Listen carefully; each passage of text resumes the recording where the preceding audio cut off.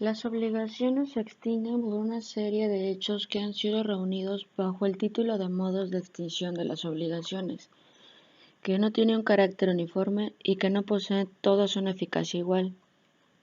El vínculo de derecho entre el acreedor y el deudor no estaba llamado a perpetuarse indefinidamente.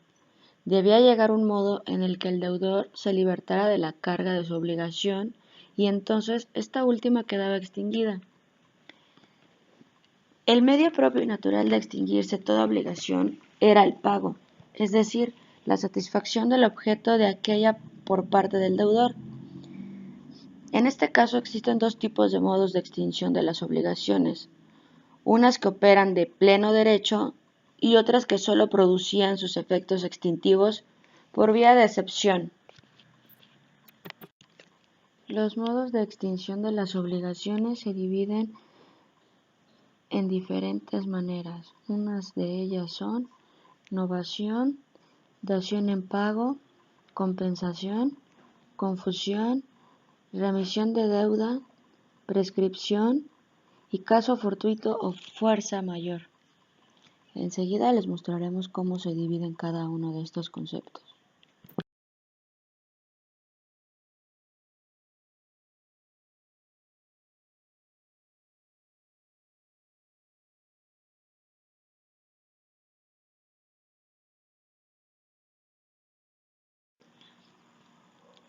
La dación en pago consiste en recibir el acreedor con su consentimiento un bien, como por ejemplo mueble o inmueble, poniendo a fin un adeudo no liquidado.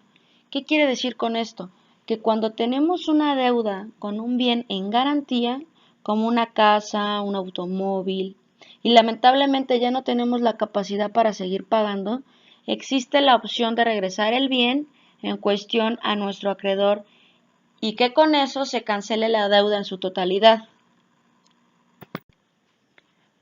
Posteriormente viene el tema de la compensación, donde la encontramos en nuestro Código Civil en los artículos 1469 al 1477, donde consiste en facilitar el pago y la función de garantía, ya que será más equitativo que ninguno de los dos deudores haga el pago en efectivo, evitándose para ambos el riesgo de pagar y no cobrar. La compensación más que nada es un modo de extinguir simultáneamente y hasta la misma cuantía. Cuando hablamos de confusión, nos referimos al modo de extinguir una obligación cuando en una misma persona se reúnen las cualidades de acreedor y deudor, siempre que tal reunión no se proyectó sobre entidades patrimoniales autónomas.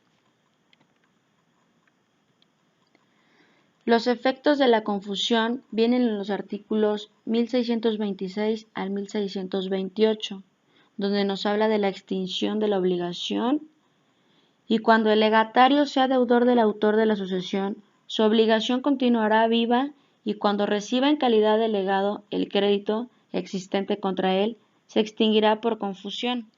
Por otra parte, la remisión consiste en el perdón de la deuda, expresada por el acreedor y aceptando por el deudor.